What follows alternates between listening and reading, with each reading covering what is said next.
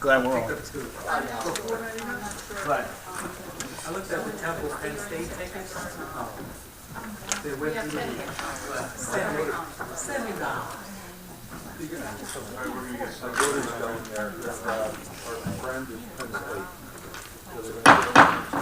We're going to get started. All rise for the Pledge of Allegiance to the flag, and please remain standing for the invocation from Deacon Benjamin Coates. I pledge allegiance to the flag of the United States of America and to the republic for which it stands, one nation, under God, indivisible, with liberty and justice for all.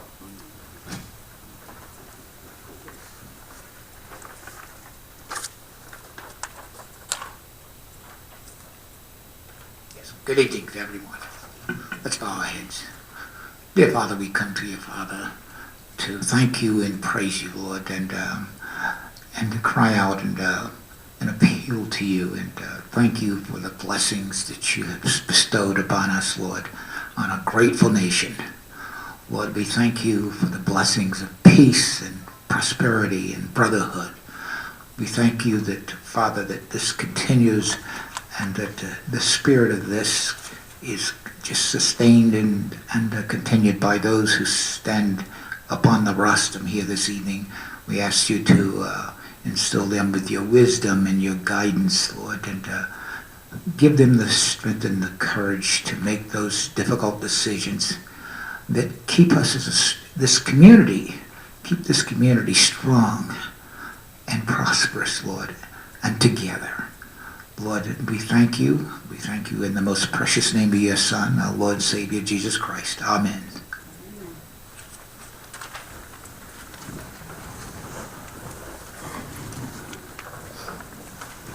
Thank you, Deacon. This regular meeting of the Township Council is being held in accordance with the scheduled meetings of the Township Council, established and adopted by the Township Council, the schedule designated time, date, and place of this meeting. Adequate public notice of this meeting has been provided pursuant to the provisions of the Open Public Meetings Act. Or use an electronic amplifying and recording device in order to obtain an audible and clear record.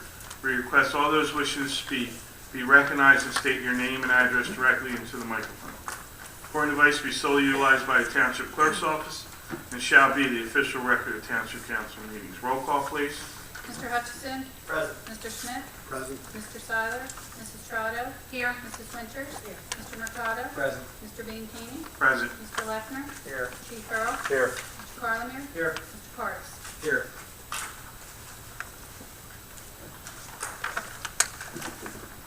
We'll have the first public portion. Anyone wish to speak on agenda items only, please raise your hand, come to the microphone. Ray?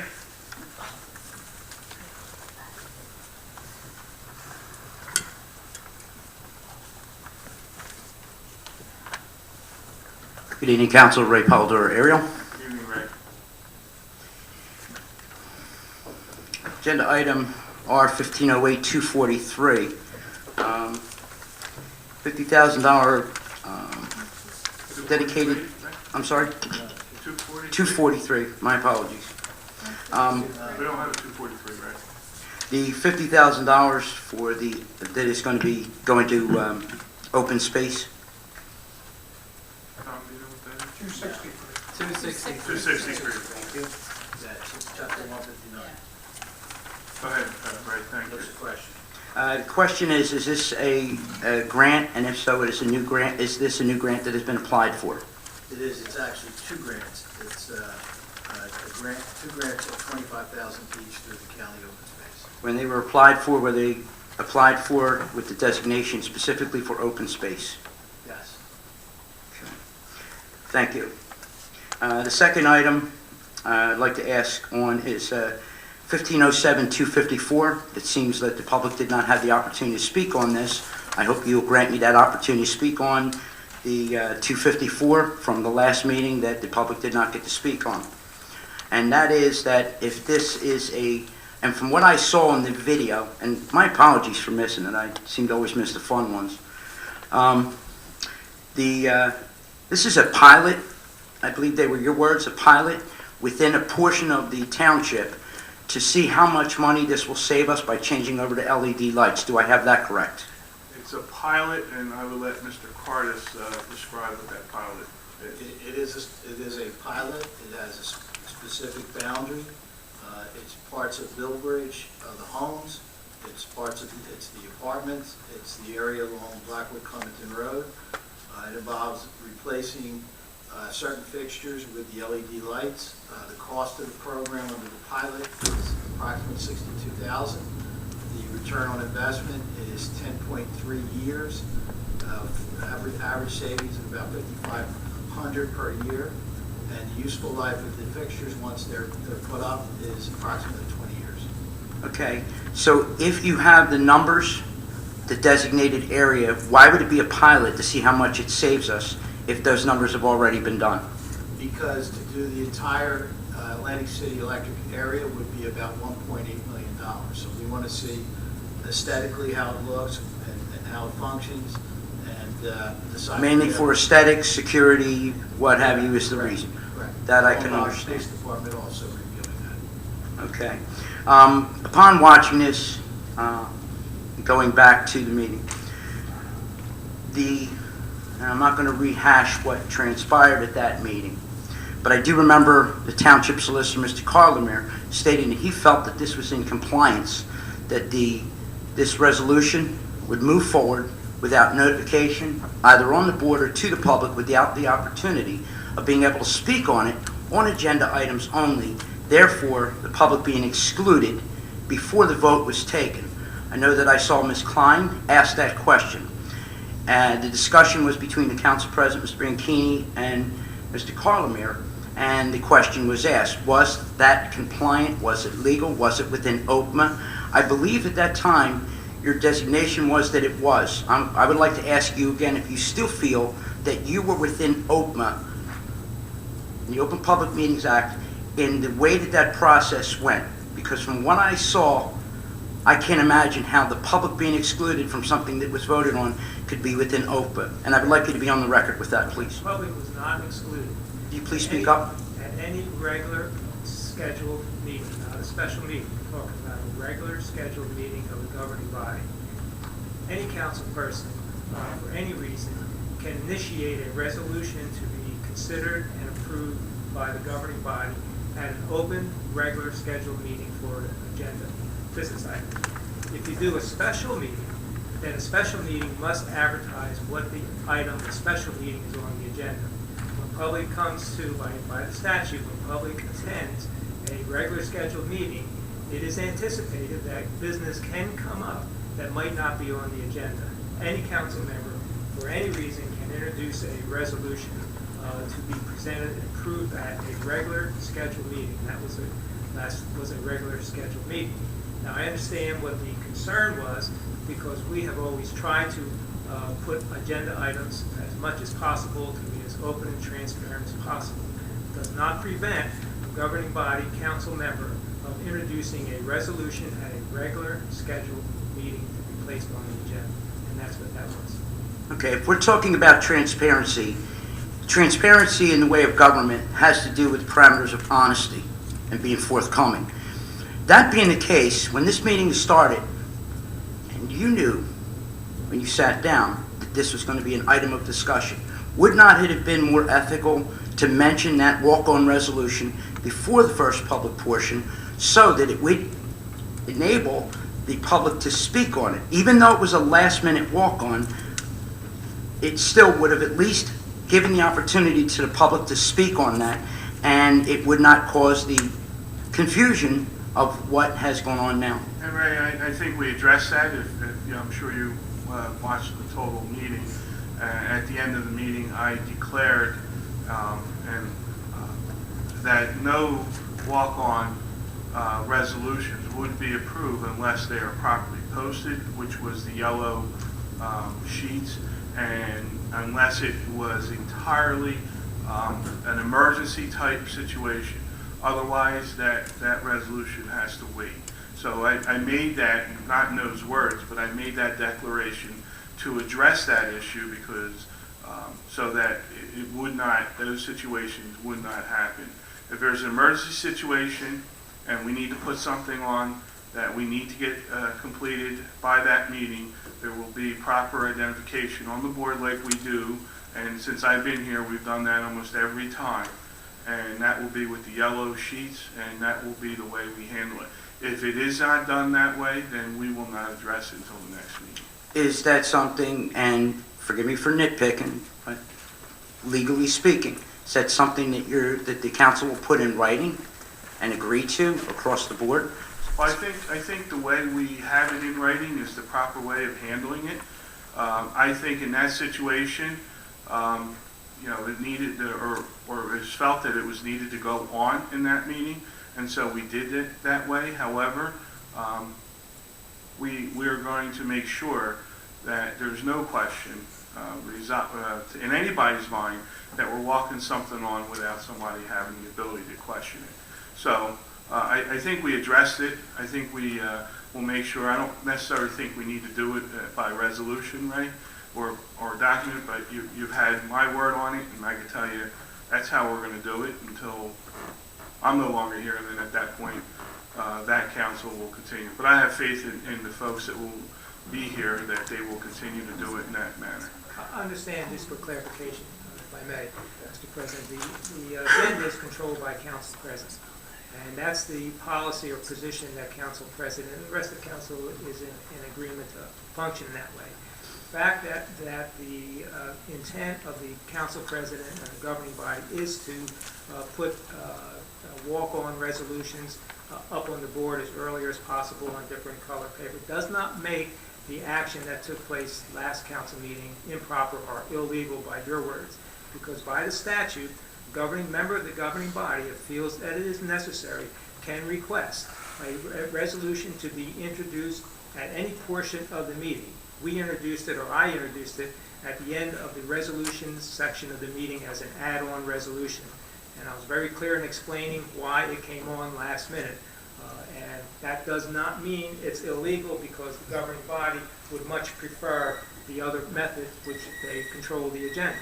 But I was asked whether it was legal or not, and it was a legal introduction of a resolution at that portion of the meeting. With having that information coming to this meeting, knowing that the public would speak on agenda items only, what was the decision process that you used in allowing that not to be even worthy of mention before the public portion covering agenda items? Why is it that you allowed that public portion to pass, and then the public would only get to speak after a vote on that? I'm just curious to what your mindset was on that. When I received the call late that afternoon, a little after 5, by the business administrator as why this was not on the agenda item and what the need was for that, business administrator asked me if I can do a resolution, because I was not prepared prior to that. I did a resolution at around 5:30, 6 o'clock that night. When I walked in, just before the meeting, I gave the resolution to the clerk, and I advised the clerk that I will introduce this resolution as requested at the appropriate end of the resolution that are listed on the agenda, and handed it to the clerk to copy all members of council. That's how it was introduced. Wasn't thought as whether or not it should be posted, wasn't thought as to whether or not introduced at any other section of the meeting other than my comment. We will number this in its appropriate order and do it at the end of the resolution items. It just seems to go in contradiction of the true meaning of the word Open Public Meetings Act. Well, And again, I understand what you're saying and how you're perceiving it, but there wasn't an intent to keep this from front. It was read, it was discussed openly at length, it was explained as to why it was being walked on, what the necessity of it, and why it was felt to be important that it be passed at that meeting, and that's how it was explained. I would have to call in the question then, if it was that important, why did it not move from the administration to you in a quicker fashion? It sat for a month and then became a hurry-up item. And again, I'm going by what I witnessed on the video and what had transcribed here at the meeting. It just seemed there was only urgency on the night of the meeting, none to get it to you.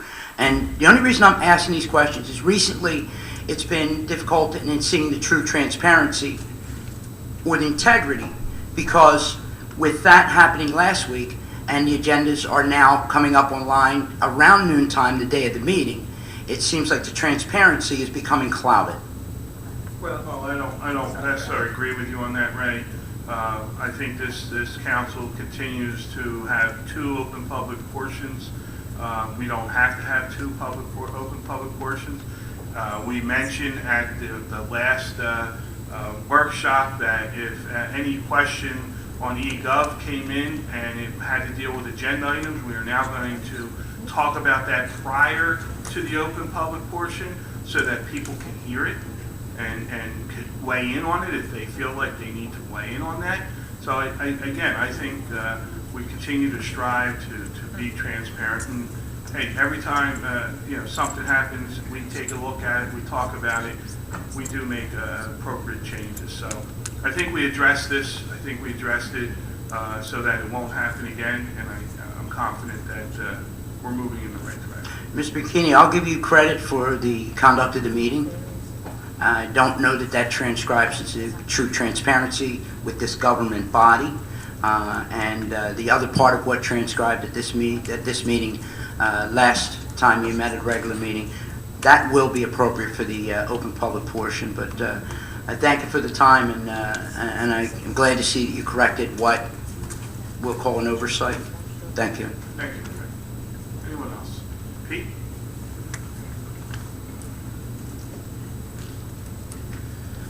Good evening, Pete Heinball, Good evening. Morningstar Court, Sicklerville. Just one question related to the agenda, and it's to the bill list. I see there's, just scanning through the bill list, I see there's a few handful of items that are marked as storm-related expenditures. And that's been the case over the past several bill lists since the storm. I take it we're sort of gathering and accumulating those expenditures, and we know the total of what the township considers storm-related expenditure. Do you have it? I would ask Tom, would you know that? Do we have an amount? Absolutely, we are. And again, I've been here for 26 years, and I consider that to be the worst natural disaster that we've ever faced. What's happening now is people continue to bring brush out of their backyards.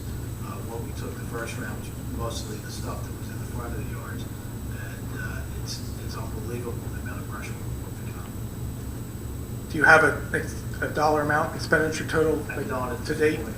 Okay. I'm working with Ray Evans and emergency management to put some numbers together.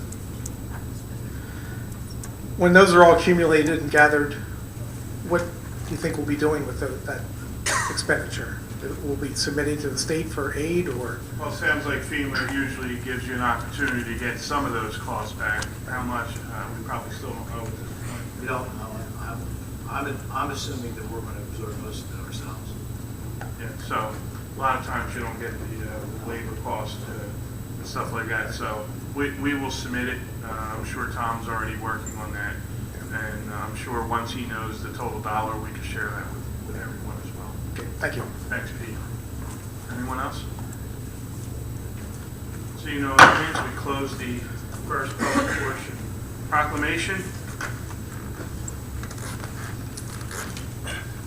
Whereas addiction is a disease and the stigma associated with addiction must be addressed so that no one feels shame or disgrace over a drug overdose.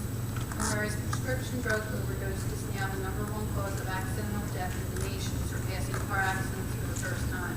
And whereas according to the Center for Disease Control and Prevention, 113 people died as a result of a drug overdose, and another 6,748 are treated in emergency departments for the issues of abuse of drugs every day in the United States. And whereas by acknowledging all those who have been affected by overdose, we help the general public understand its effects on New Jersey's communities. And whereas the Governor's Council on Alcoholism and Drug Abuse remains committed to raising awareness in order to combat stigma and educate New Jersey's communities about overdose prevention. Now therefore, Mayor David Mayer, and I, Glenn Bikini, President of the Gloucester Township Council, do hereby proclaim August 31st, 2014, a year later, as Overdose Awareness Day in the Township of Gloucester, and urge all residents to learn about this disease and to aid and support those affected by it.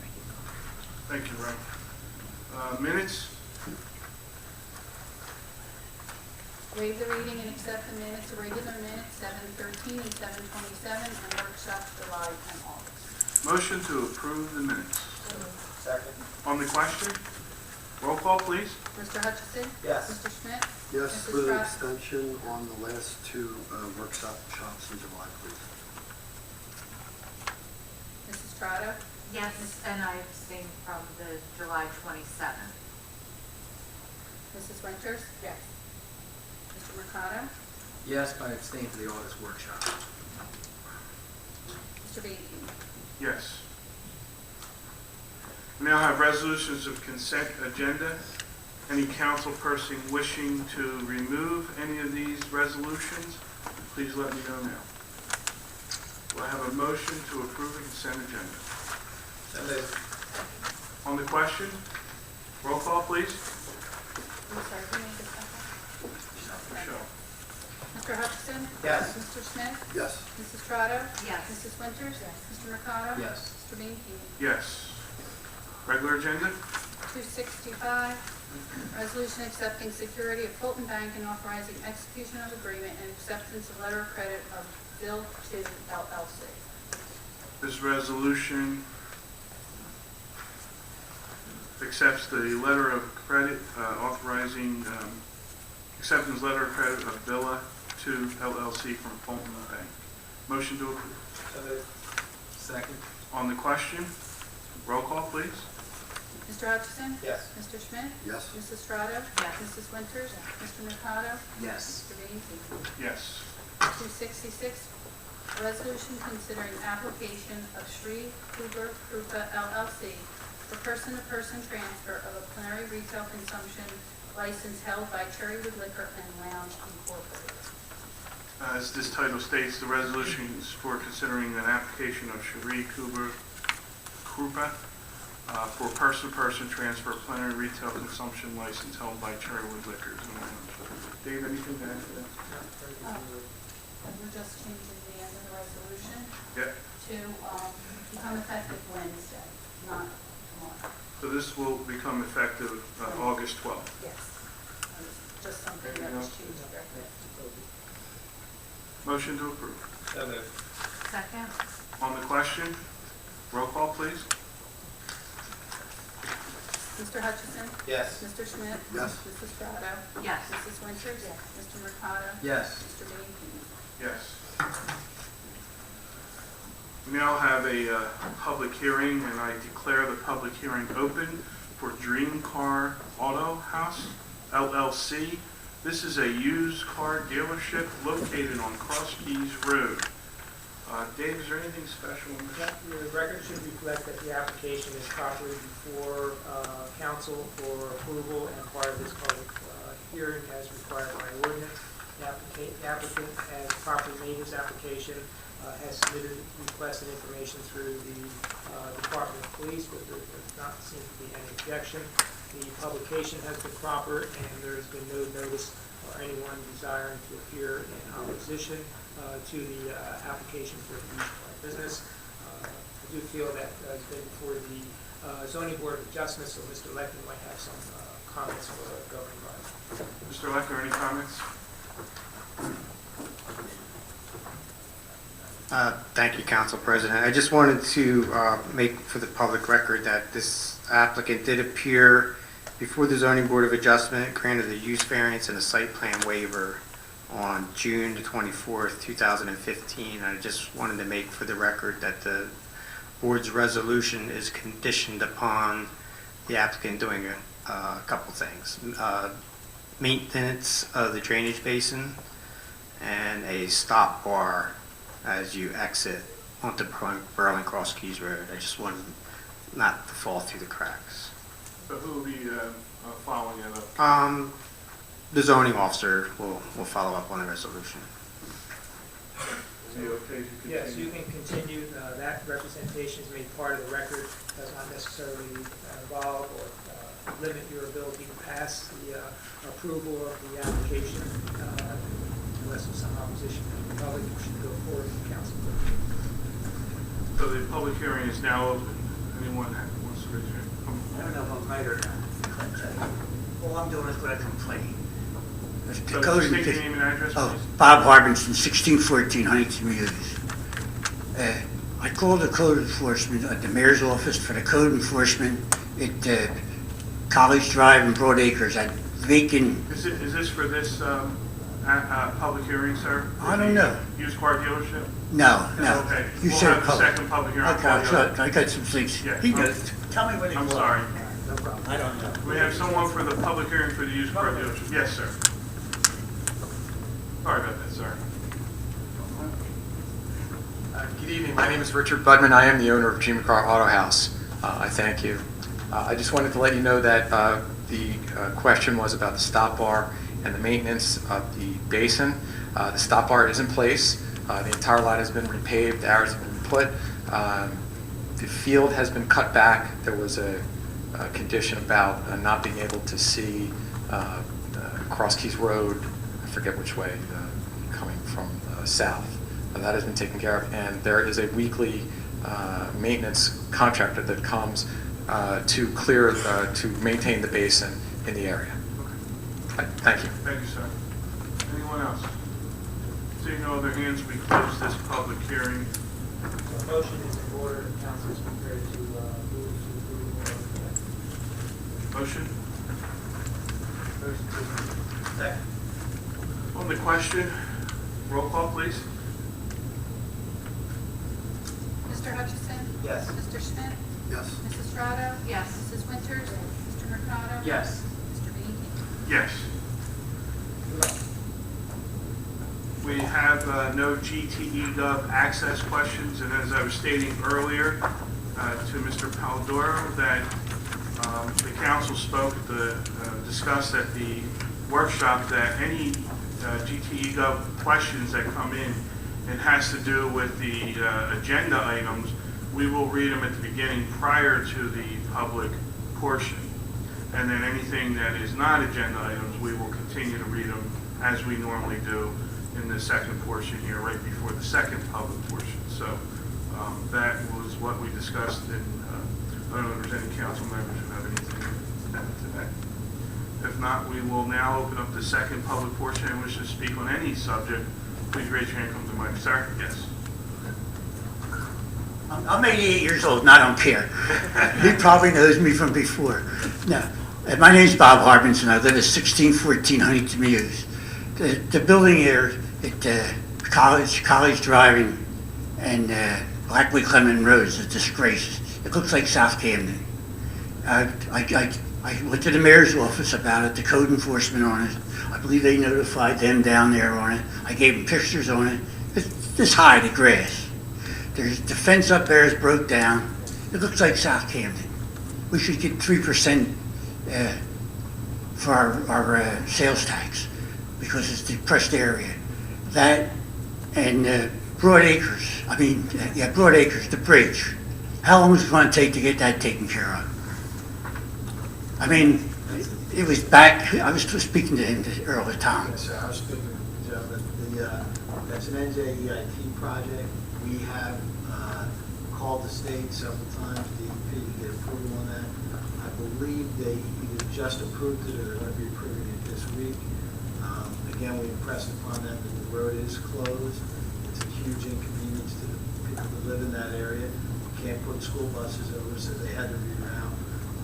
We're pushing. But again, because it's an NJEIT project, it requires DEP approval. And that there, and the sidewalk there on College Drive, I believe there's a concrete walk under all the dirt and everything. The county cleaned it up a little bit. I mean, most of you know I used to keep it clean.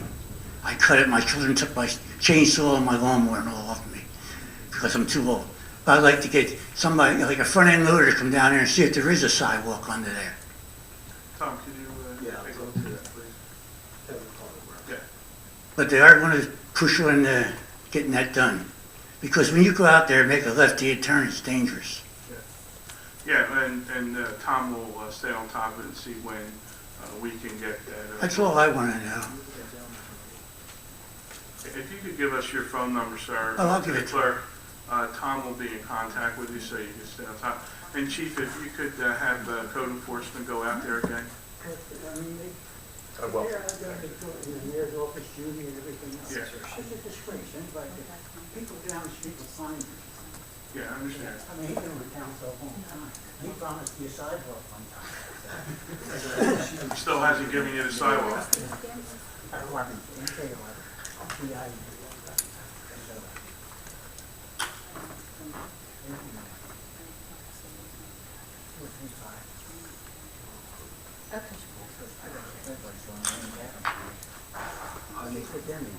Mr. Hartman, Hardenson. on the College Drive Blackwood Clemens site, is that the old gas station on the That's corner? the old gas station. I saw the Yeah, they work. went in front of the planning board for a dental office there, correct? Yes, that was approved for a dental office, and they're ready to go on the Yeah, but construction no, pretty I soon. mean, it's a disgrace. It looks like South Canyon. I can let the applicant know. Clean it up. Fine them. I mean, there's no reason for it. Only the judge can find, but. Well, do it. Okay, have a good day. Thank you. I'm 88 years old and I don't care. Thank you, sir. Anyone else? Yes. Evening, Council President, Council, Robert Kolakowski, Lincoln Drive, Glen Oaks. Few things. Going back to the last meeting, thank you for the eventual outcome of making sure that any walk-ons are posted. Last week, personally, if at the beginning of the meeting, it was announced there would be a walk-on, there wasn't time to post it and explain what it was before the public comments, before the agenda items, I wouldn't have had a problem with that. It was just the public not having the opportunity to speak about it. If I did speak about it, I would have said I was all for it. I'm all for the LEDs. My brother-in-law is a part owner of a large electrical supplier in Pennsylvania. He can talk your ear off about LEDs and what they're doing with them. They're much more efficient than the old incandescents. They're more friendly to the environment than the fluorescents, and the prices have been coming down. I used to pay like $12, $15 for a 60-watt bulb. 2 weeks ago, I bought a 60-watt bulb, generic brand, at Lowe's for $2.48. So again, for that individual project, I would support it. But again, it was just the way in which it was developed and brought before the council and the public that I disagree with. But again, thank you for the resolution to future walk-ons. The resolution tonight for the open space money, has that been earmarked for anything in particular? Yeah, I want to clarify that because when the gentleman said open space, I don't want to mislead you that it's going to be used to acquire land. It's going to be used to make improvements. I believe this one is earmarked for the Gable Davies Tavern. Okay. Also, the big event this week is the opening of the premium outlets. Personally, I know that, I guess the closer you are to them, the more opinion you have possibly against them. Where I am right now, I know my neighbor's taking off that day to go. So, all in all, I hope it is a success, and more importantly, I hope it is able to generate a rejuvenation of Blackwurst Pike all the way down to Blackwood West, and maybe help develop it. And I hope that planning and zoning can help facilitate that because of all the extra people that will be coming in. Sort of in regards to that, I drive by through that complex once, twice, possibly 3 times a week. And one of the things I noticed, and I know that council isn't going to have really much say in this, but that rotary that they have coming off 42, that's a small rotary. I think there's going to be a lot of police calls there because even at this point, I'll be approaching it and cars will be coming off 42 really quick, and you're wondering if they're going to actually slow down and let you go if you're already in the rotary. And I know that's a state, county, and highways they are coming off, so I don't know, but I have a feeling our township's going to be getting a lot of calls to that roundabout. Secondly, the intersection of Zimmerman and Black Horse Pike. The initial police traffic safety unit site plan review that was submitted in January on the 21st of 2013 by Lieutenant Brian McKendry. One of the requests was for a traffic light to be installed at Black Horse Pike and Zimmerman Road, and it said Zimmerman Road is a right turn only at that intersection. I just drove by tonight just to make sure, even though I do it every day and I make the right, I have no need to make the left. And it is marked right turn. However, I've seen it before, and just tonight, right before coming here, the two cars in front of me made the left. And I think that's going to continue without a light there. I think if they don't make the left and they want to go left, they're going to go to Woodlawn or Woodland Drive. And we did have already at the one planning board meeting, I think it was the last one for the outlets, who was concerned about people making the U-turn on that street. I was just wondering, was there any reason a light wasn't put there? I know it's a state road, and I guess it's a state road and a county road coming together. Do we have any reason why? I think those off-ramps are county, correct? Yeah. So I'm not sure on why or what they're doing. I don't know, Chief, if you have any. I don't. I'm aware of the recommendation, Lieutenant McKendry, and I agree with it. I don't know where it changed or what the process is, why it couldn't. Tom, I would ask maybe if you could take a look at that and get to us by next meeting so that we can inform the public. And part of the problem is there's signage for 168, but it doesn't tell you 168 north only on Zimmerman there if you're coming off going on to Zimmerman. So again, just something that I wanted to point out.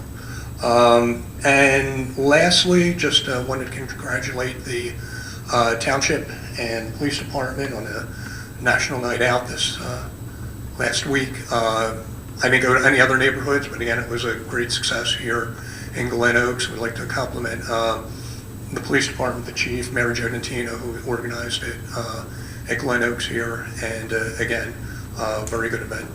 Thank you. Chief, if I can ask you a question on the roundabouts that Robert was talking about. Is there any signage or anything that we could do to make drivers aware as they're coming off of 42 so to make it safer? Is there anything that we should do? Or is that something that you have your traffic division look at? I will, possibly, yes. Let's be proactive instead of, and not, I'm the last one to talk about the traffic, all that, but maybe if there's something we can take a look at. There's some meetings coming up with Florida Transportation Incident Management for the grand opening, and we can address that with them as well as see if they have an idea, because there's some concern about backup on 42 right. During that weekend. So. Yeah, thank you. And about the outlets, I had the unfortunate thing this morning. I was in Washington Township at a funeral, and 3 people in that funeral recognized me and approached me about the outlets. And they were giddy with that they're coming, they're going to be the first people there. They took off that day to go there, and one said, I hope there's enough parking, and I said, so do I, because I'll be there myself. But it's amazing that at a funeral this morning, I had 3 people, I don't know where they were from, but they approached me about the outlets. So. We've heard estimates of 5,000 people. And someone asked me, they heard 5,000 people. So. I was in the back of Woodbury, and the teller said to me that she's taking off today.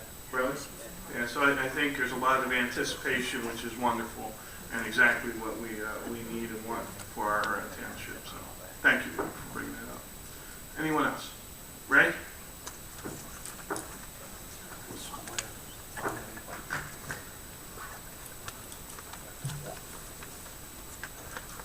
Good evening again, Council. Ray Polidor, Ariel. A couple of quick items. On the discussion of that the open space funds becoming available, will that in any way connect itself to open space funding that will be the repayment for the bonds on any of the artificial turf that the township has in mind? No, I think Tom just addressed what that's earmarked for, and that's earmarked for Cable Davies Tavern, so. The whole? Yes. Okay, thank you. I also look forward to seeing the premium outlet malls coming in. My wife's probably a whole lot more thrilled than I am.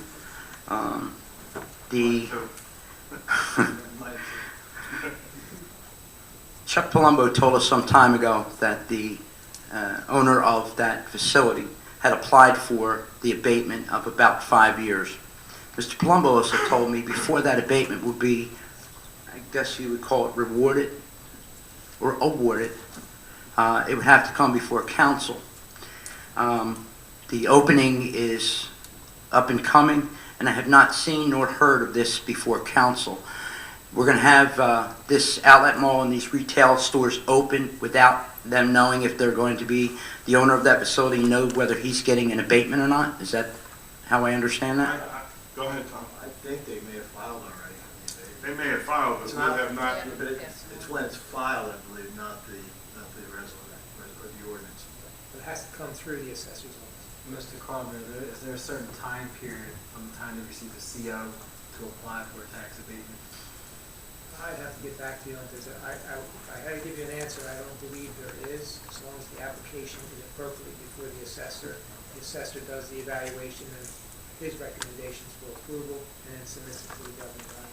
And remember too, that I believe they're all TCOs right now, but the final COs issued later. That will allow them to open up, and they'll all have their TCOs by the end of the Which is a temporary Correct. certification of occupancy.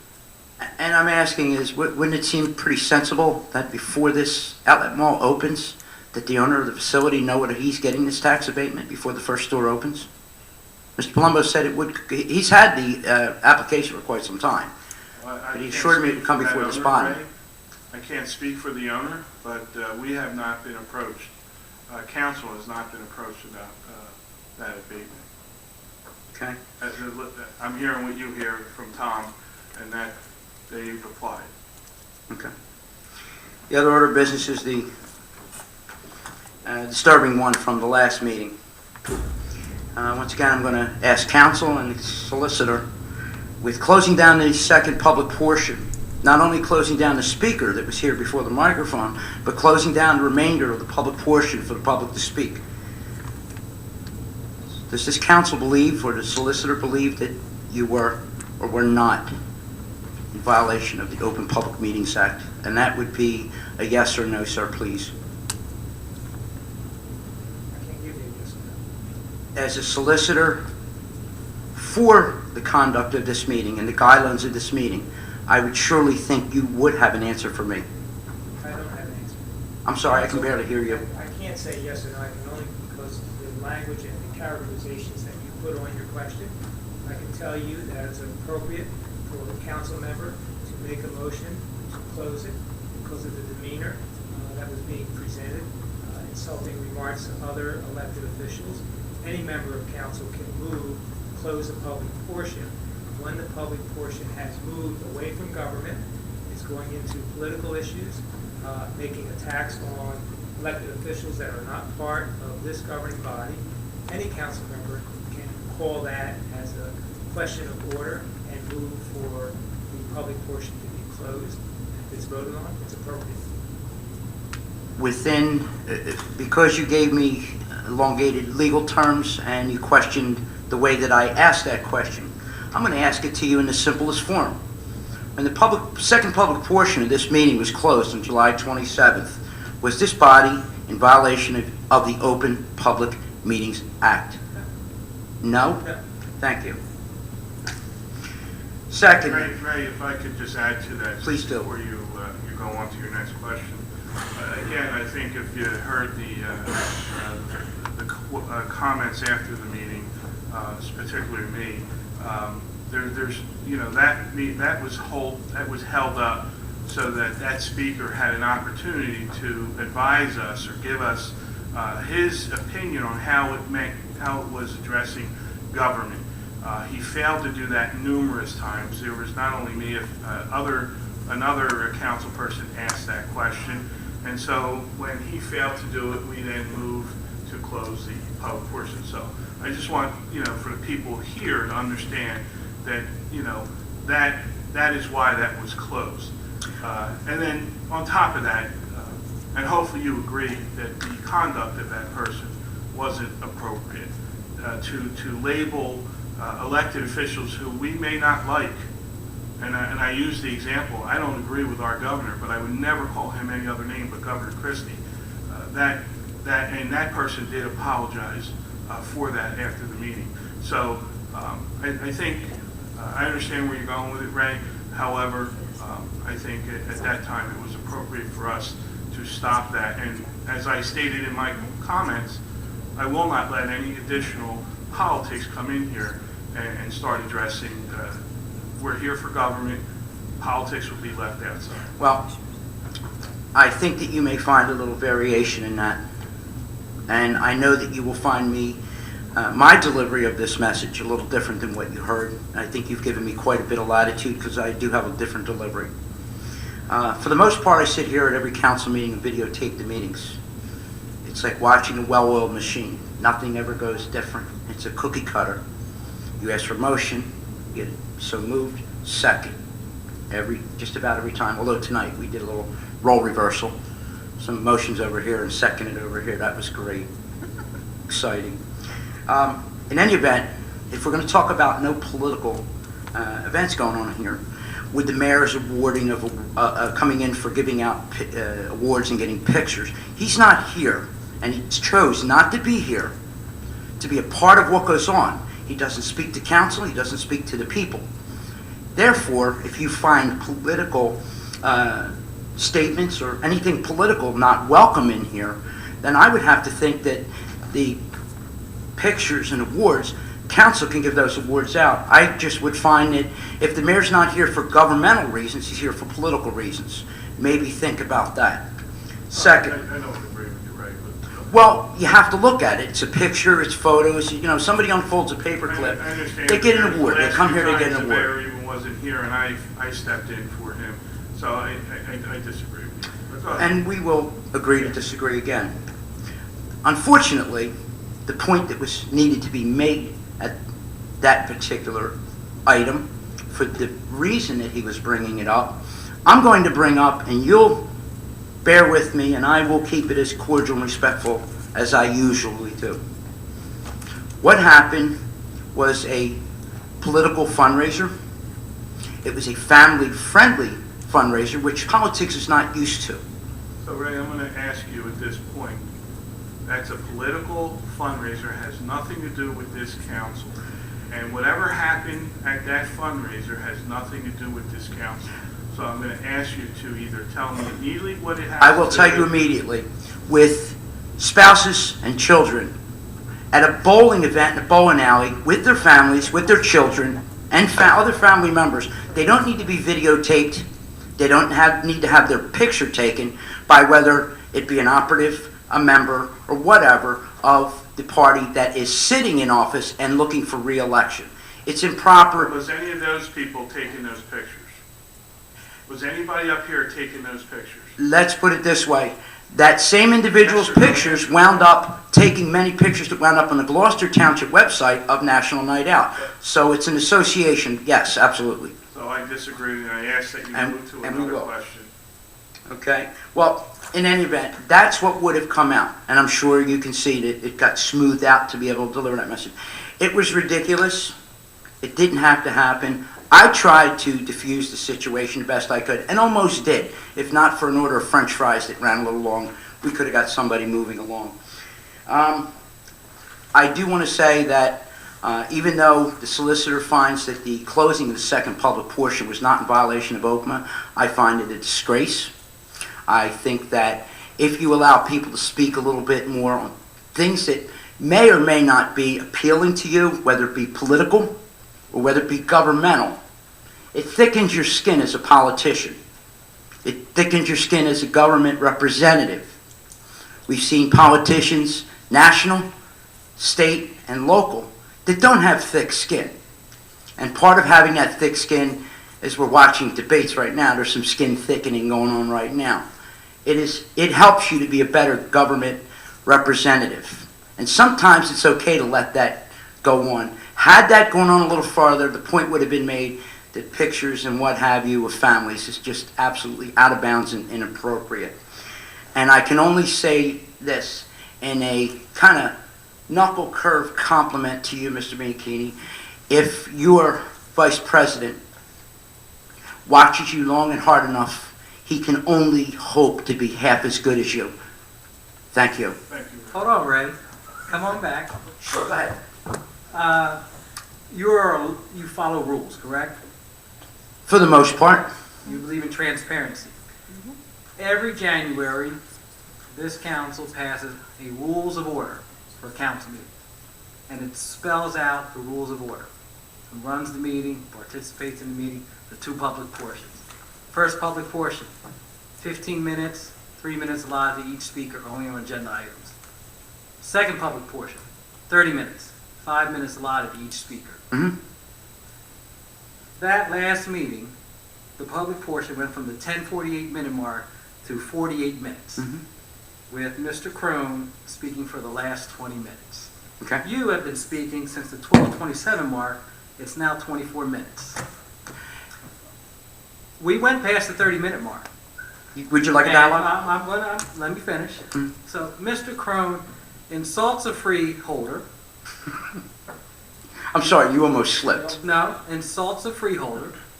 Okay, alleges that I possibly was involved in criminal activity. Okay, goes back and forth and brings up a political event. I'm not worried about your fundraiser. No one's worried about your fundraiser, but you guys are. And you can. Mr. Mercado. Sir, let me finish, sir. Please do. But you go back and you want to call people Pepe Le Pew. Does that sound familiar? I've read that. Captain Carlemere and Mighty Mouth. Name calling, Ray? I think you're a little bit better than that. And you know what I'm talking about. I've read that. I think it's funny. You wrote it. I think it's funny. You wrote it. I think it's funny. You believe I wrote that? Yeah. Good. Good for you. You You have a crystal ball as well. You're no Bob Woodward. So that's all I have to say. Have a good evening. Well, I'm going to respond to what you said, because when you get your last comment, most people don't get that opportunity to speak to you. You guys take your shots at the end of the night, so I'm going to take mine. You just proved my point. Mr. Bianchini doesn't watch that clock. He uses guidelines. He lets me speak. He lets other people speak. He's the council president. He knows when you can go on and when not to. And when you sit in that chair, you watch that clock, you give people the bumps rush and you make them feel like they shouldn't come here. Is that it? Is that it? Is that it? You are not a good acting president of this council. And like I said, the first thing you want to talk about is how long it took me to speak or Tom to speak or whomever. That's when I was stating to you when I said, look at what Mr. Bianchini does. He knows when to let it go and when not. And I compliment him on that. Not that he needs my compliments, but learning what being here is all about. You don't make a ton of money, but you do get paid. You were voted in to represent us. I don't beat you up.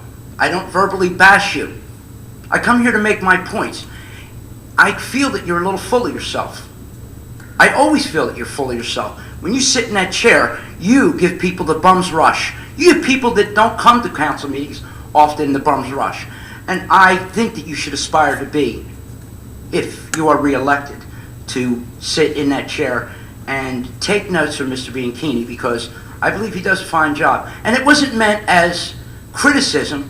It was meant as a compliment and the difference that you two use when you sit in that chair. Please don't take offense to it. Just I take no thicken your offense. skin. I take no offense. All right? Anything else you'd like to speak about? No, I have nothing else to add. I wish you a good night. You as Council, well. have a great night.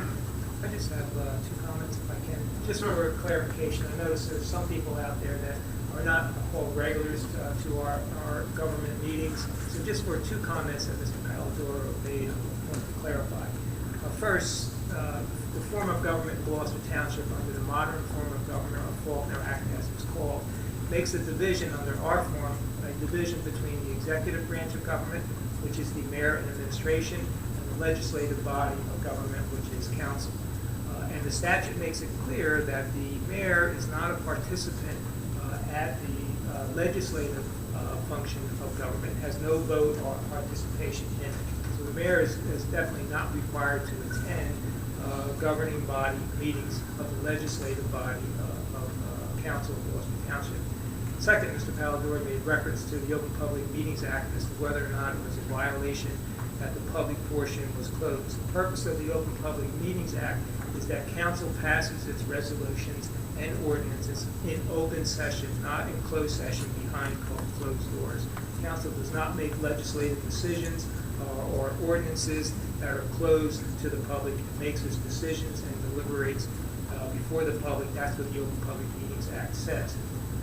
The decision to close the public portion is not a violation of the Open Public Meetings Act, because all it closed was that speaker that was addressing council in that fashion. Council chose to close the public portion.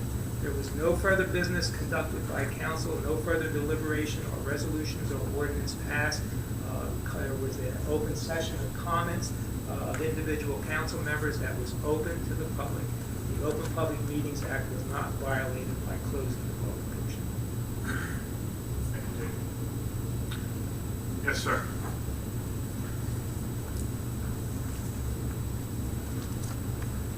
Pete Heibel, Morningstar Court, Sicklerville. The question I asked at the last meeting, the 2014 audited financial statements are still not available. I guess, is the audit complete? The audit has not been turned over to the township at this point. You haven't received the audits, correct? No. So I believe they are completing them, and we should have them shortly.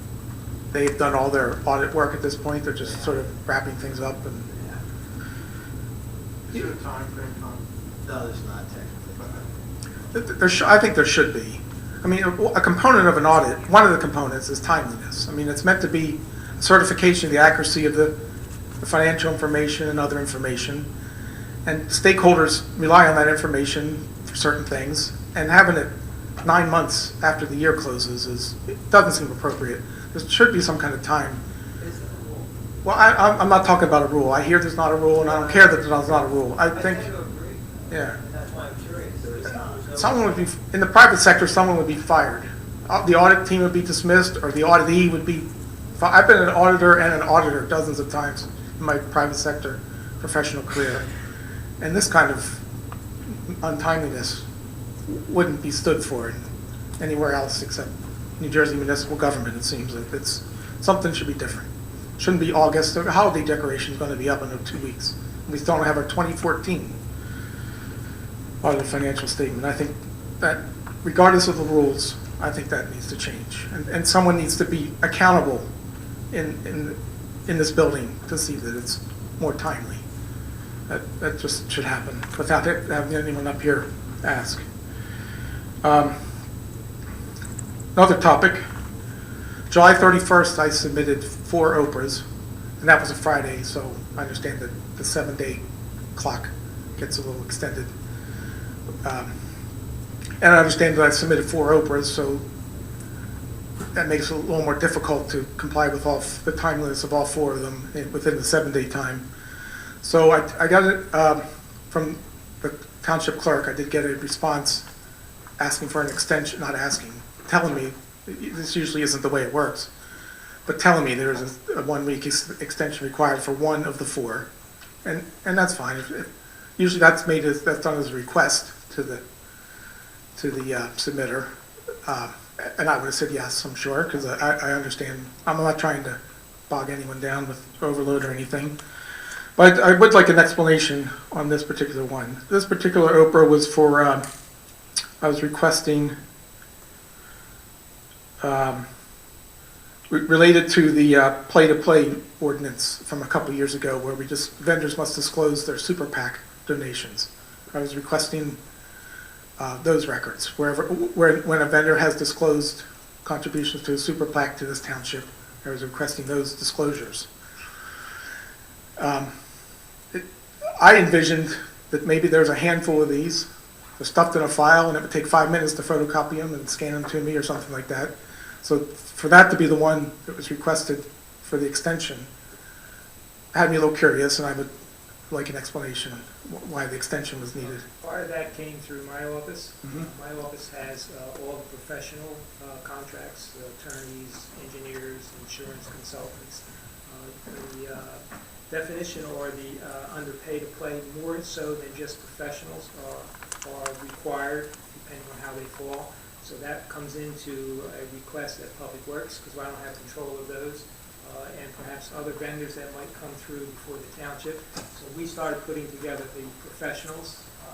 We have their contracts, and we require them to make a statement also as part of our ordinance. So they file with us their statements, but the others are not in my control. So I told my office to communicate with the clerk and ask for an extension of time so that we can make sure we're complying with beyond professionals, insurance consultants, attorneys, I understand what you're saying. That helps me understand. So when I ask for disclosures, see, this is where a request of me of what, this is where I can narrow down the request and make it easier on everybody. Since I asked for disclosures, does that mean even disclosures where they disclose that nothing was, see, I didn't mean, so I'm getting every contract in existence since? that's what we were working on. No. See, that's not the intent of what I asked, and everyone should. Are you interested in just the professionals? No, I'm interested in where there's been a positive disclosure, where there's been a disclosure informing you that yes, we have donated to a super PAC. So you just want to know who responded in the affirmative? Yes. Something you change that? So I'm sorry if I didn't make that clear and I cost you 50 times the work that you needed. I wish I would have clarified my request if I had known that. So the other three then are proceeding as scheduled, my other three OPA requests? Okay. Okay, thank you. Thanks, Pete. Yes, Jim? Evening, Council. Jim Kibbles, this aerial. Just two things. One, on the roundabout. If I remember, it's been a while, but like when I get to Route 72 and 70, there's a big 2-foot by 2-foot orange sign saying circle. So possibly we could do something like that with the roundabouts as they come off, slow down. The other one is, has the contract been signed for the AstroTurf on those fields? No. Okay, good. I was watching, and since the All-Star break, the Phillies have been doing well, so I've been watching them a little bit longer. They played Toronto Blue Jays. Toronto's field has the AstroTurf in there, and I was very amazed that when that hard ball hit the ground, or the turf, those little pellets jumped up about this much. And also the ball slowed down a lot quicker than in natural grass. If we're using that for soccer also, that's going to slow that ball down as the children move the ball up the field. And if they go to another athletic association and play on regular turf, they're going to lose their skill. So you might want to check a little bit more. And I believe the soccer star, I can't remember her name, I'm not much on soccer, Carly. Yeah. She had an article in the paper about the Carly Lloyd. Thank you, Carly Lloyd, about the problem that they have with the turf. So I have it. I forgot to bring it today, but it's just interesting. You might want to check it out. And I know that Cherry Hill has installed it, and you've talked to them, and they're happy with it. But after you spend $600,000, you're not going to tell somebody that it's not working. Yeah, and Jim, I've asked the business administrator to take those concerns to Mr. Pettit, who's doing the evaluation for us, and he has done that. I actually talked to Tom earlier today, and he is advised me that that information went to them, and he's going to present that to council prior to us doing anything. Okay, So that's there was good. also a discussion about cancer that these things can cause. They're doing an evaluation on the cost versus what it costs on rehabbing a grass field. So we'll have all that information so that we can make the right decision. Because if you have the football players go and hit the ground with their helmets, those pellets are going to drop up. You're going to breathe it in even though you have a mouth guard or whatever. And like you said, they don't know what kind of damage it does, if any. So, good, thank you. Okay, thank you, Jim. Anyone else? Joanne?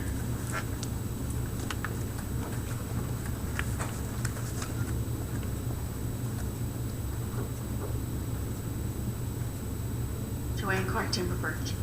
I have 3 questions. One, what time are the ceremonies for the outlets? 9:45, 9:40 is the 9:40? Let's say 9:30. Okay. So you're there early. Yeah, I already just made an appointment for that exact time, just about. I saw on today's resolutions, there's going to be fireworks. Where?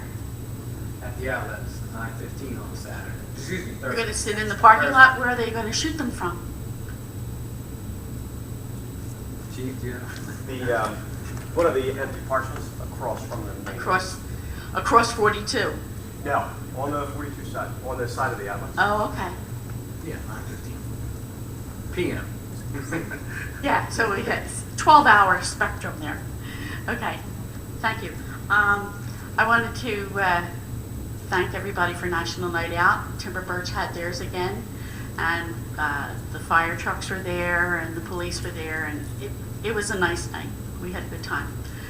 And the other thing I wanted to mention, it just, you guys sparked my ideas, but the trees that they're taking care of with the that were felled in the big storm, our guys did a great job, and there's nobody that can say otherwise. Do we own a chipper? I'm not one to spend our money, but if you're going to spend it, maybe just rent one, and you don't have to pull this stuff out. You just take the chipper to the trees and chip them right there. No, we don't find that to be effective. It's using our packers, which a lot of municipalities do not have the luxury of having those packers dedicated to brush. We can compact that brush and take rather large pieces of brush, take it back, dump it, and then we have a company coming in at a very reasonable price and grinding that up and actually taking it out. At times they were taking, I think, 130 yard, 40-yard trucks out of there in a series of 2 days. Okay. And we did look at that, Joanne, since I've been on council. We've reviewed it, I believe, a couple times, looking at the cost of purchasing one of them. There's a lot of maintenance to them. Those teeth or those grinders cost a lot of money to keep sharp, and so it still seems to be a better way of having a vendor come in.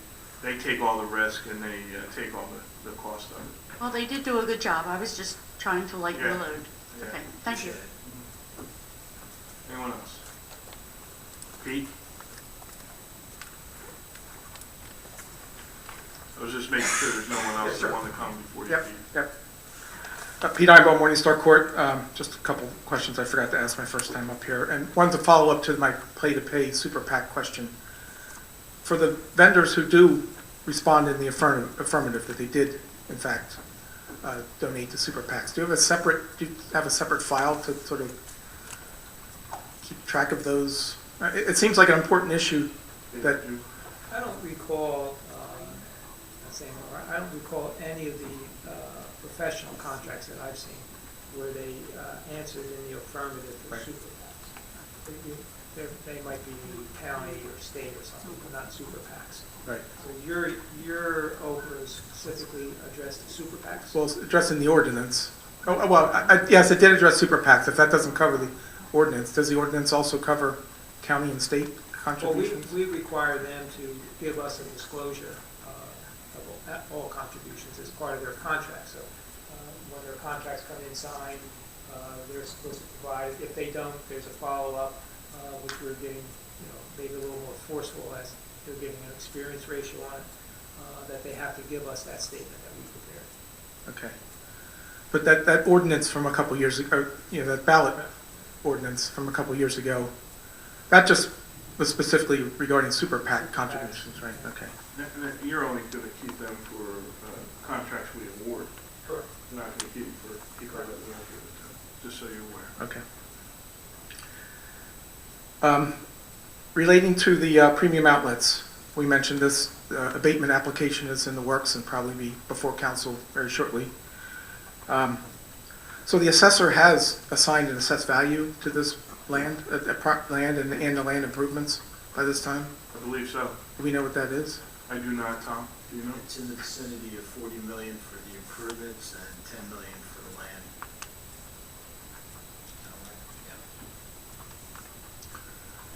How was, just say the land would be a little easier one to address. How was the number for the land derived? Do we know?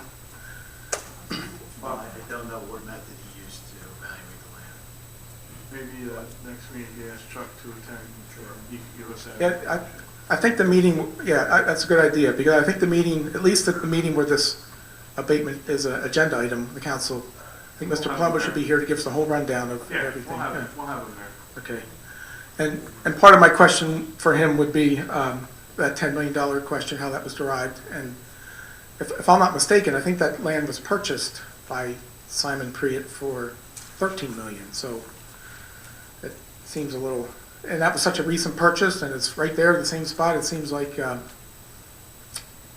million is a little under. Overpaid or paid more than it was worth, but that's up to them. But that's what it's worth is what you pay. It's a system that he uses, and it's approved by the local authorities and stuff. So. Okay, I appreciate if he's available for those questions at the appropriate meeting. Lastly, again, is that walk-on item. I understand there's a couple last minute we caught things at the last minute, and this is a one-time exception. If you have anything to do with it, this will be the last time that ever happens. But the fact that it was available before the meeting, really there was enough time to put a yellow sheet on the bulletin board, and if there wasn't, there was the capability to, like Mr. Kolakowski said, to read it before the first public portion of the meeting, and that would have made pretty much everyone happy. And saying that, the way Mr. Carlemere can then give an explanation that everything was technically fine, when we clearly violate the spirit of the rule, and more than clearly violate the spirit of this body's action. And for us to quote, the fact that we can quote technical legal jargon to rationalize it makes me question. I mean, we can rationalize anything and do whatever we want, and at the end rationalize it. If we can rationalize that, because that was just a mistake. People make mistakes. I'm okay to move on, but to say it was okay by the technicalities of the law when it didn't abide by the spirit of the law, just raises my suspicion, raises my trust. I understand, Pete. Distrust. I understand this. When I asked Mr. Carlemere, and I've been asking him for the last 14 years, legal questions, he gives me the legal interpretation. I trust what he says, and I follow what he says. That situation, if you remember, when I looked up and looked to my left, I saw there was no yellow sheet. I asked Mr. Carlemere, were we in violation? He gave me the answer. And so I moved it on. But as you know, and I think we put this to rest, that won't happen again, that if that process isn't followed, that resolution will not go in front of, even if I remember to tell everybody prior. That will wait until we have it and people can see it posted and get it online and ask the questions. And so I think we took care of that. And again, I have a lot of faith in Mr. Carlemere. And again, other people have said it, and I concur. I do respect the way you run a meeting, Mr. McKinney, and thank you. Anyone else? Seeing no other hands, we are going to close the second public portion. Polling of directors and council. Polling. Directors of Council. Mr. Ledford?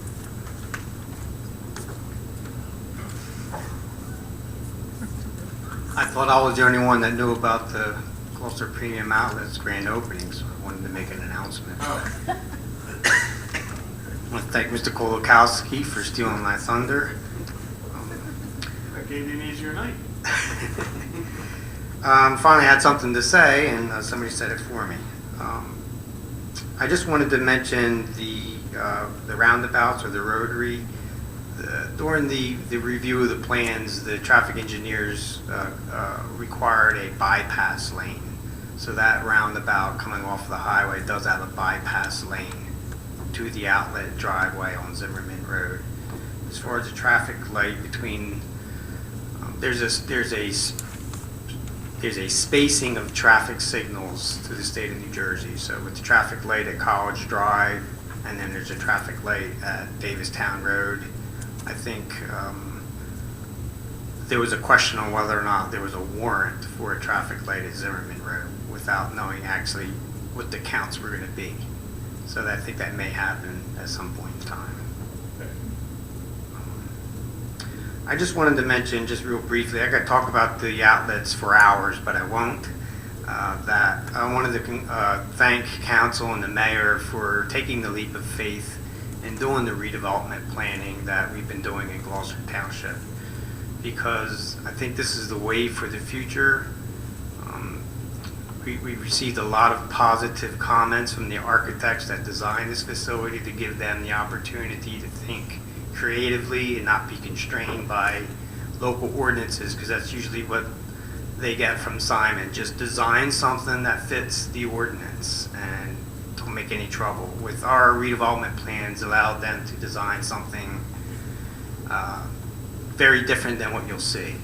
And I also wanted to mention there was thought from the mayor on the streetscape of the township.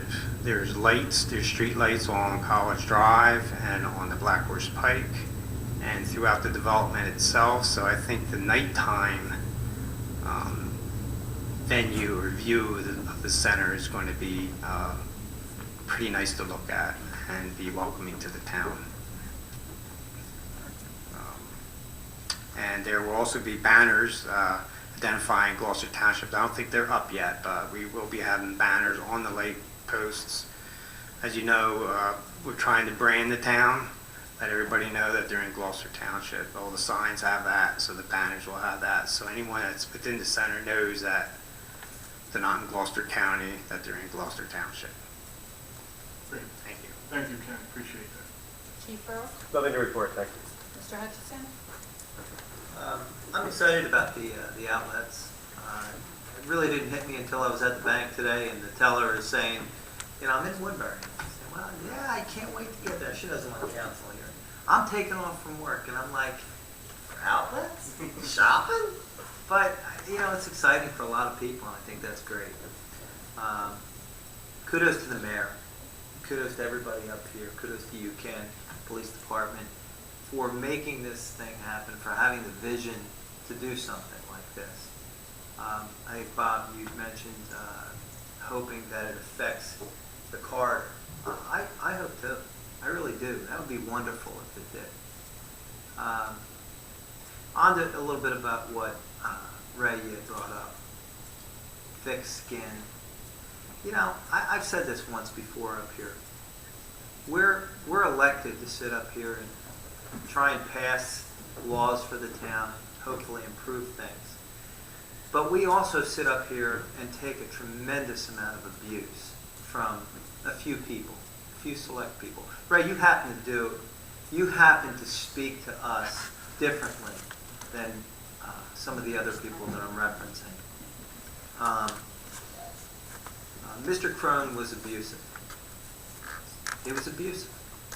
And I hesitate because he has chastised me from the microphone, indicating that it is his time and that I am his public servant and that I have to sit up here and listen to what he says. So I'm developing thick skin, but there comes a point during these discussions that enough's enough. That, a bully at the microphone has to have something come back out. And you know, I'm going to try my best. I'll sit here, I'll take it, because you guys don't want me to step on your toes or make you look like an idiot, which some of you guys, specifically Mr. Crone, did. But then I wait till the end of the session, and now I'll say what it is. So you can't have it both ways. If you're going to be up there and you don't want me to come back at you, then this is all I have to do, is say it at the end of the meeting. Thank you. Mr. Schmidt? Would like to thank the police and the community for National Night Out. I missed it the past couple of years, and it gives a sense of our community caring and giving and a sense of community. It was a good time. And Mr. Bianchini, I too would like to commend you. You've been commended already tonight. You've gone through a divorce up here. You've had your heart ripped out of your body up here. You're a hell of a guy. The rest of you, thank you for coming, staying, and thank you for all your questions. Mrs. Trotta? Congratulations to the police department and to the community on another successful National Night Out event. It was a lot of fun, and I always enjoy, as do my kids, being able to be a part of it and getting to see the different activities throughout the entire township. So congratulations. And also remind all of you, if you're interested in learning more about the history of Gloucester Township and specifically Gabriel Davies Tavern, they're doing history on the lawn, 1 to 3 on, what's that, Joanne? Yesterday. Oh, just yesterday? Someone told me every Sunday. All right, well, sorry, but hopefully you'll do it again Sundays 1 to 3. And thank you. Have a good night. It's history, yeah. Mrs. Winter? Well, thank everybody for coming out, and National Night Out was, you know, it's always a good evening. It's nice to see everybody out there having fun with the sense of community, which is so important, especially in this day and age. Have a great night. Mr. Mercado? Thank you everyone for coming out this evening. Thank you to our neighborhood groups and our police department for National Night Out. Also to our rec department. This year, if you're unaware, on Monday nights they've been holding concert series at the park here. I think there's one more left 2 weeks from today. But they're wonderfly attended, and there's different types of acts that attend in the park. And lastly, I want to thank the administration and more importantly, Mr. Lechner and the construction officials and department that's under Ken's watch. I spoke to a few over the weekend, talked about the excessive time or that they've been putting in to make sure that this thing is ready to go on August 13th, the outlets. And I just want to commend you for the work that you've done. When they first approached us here, if you guys remember, it was a cold day in January 2013, and now it's coming to fruition in August. But thank you for the job that you've done. And please relay that to your staff. Thank you. Have a good evening. I just wanted to add something. If you wondered how big the outlets really are, a coworker of mine brought in a full-page ad that was in Vogue magazine, specifically about our outlets. So they were all excited. It's hanging up in work now, but it was in Vogue magazine. Yeah, I'd like to thank all the residents for attending tonight's meeting.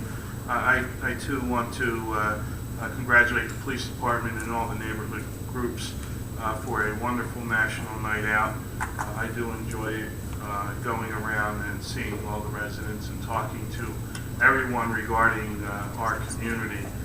It just amazes me year in, year out. We have so much participation. I think we had 4 groups that went out throughout. And I remember it was when I first got on council, it was just 2 groups. So we have more groups, more neighborhood watch programs, and I contribute that to the community policing and the chief and his staff getting out there and being involved with the community. The outlets are coming. It's a big time for this township. I congratulate the mayor, Ken Lechner and his staff, and all the people involved. You know, you try to make these decisions, and I believe it was many years ago in the 70s, some of you folks who were around, that, oh, you were, where the Deptford Mall wanted to come to Gloucester Township. And the Deptford Mall was shunned away by the residents back then. And I'm glad we're doing this. I think this is great for our community. We know what Deptford Mall did for Deptford, and hopefully the outlets will do that for us as well. I can tell you, I was down in Maryland, I may have said this, and they had a mall, an outlet mall down there where my son lives. And what a wonderful, if it's anything like that, we're in for a treat here. It's just a wonderful, wonderful place. So I'm excited about it. And finally, I just want to, there's been comments. I appreciate the accolades that people have may like how I run the meeting, but I got to tell you, I was fortunate to have two folks in front of me, Sam Seiler and Rod Greco, who conducted the meeting. And I always tell people I take the good and the bad of everybody and try to make it mine. And I can tell you this, I have the utmost faith in Orlando Mercado. If he is the person that will take over, that he will do a great job, and he hopefully will do a better job. And I have that faith because I worked side by side with him. And he's one tremendous individual, has taught me a lot. And I think this township will be in great hands with Orlando running this council. So well, hopefully that will be the way it is. So thank you. Motion to adjourn? All those in favor? Aye. All those against? Good night. Yeah, the recorder.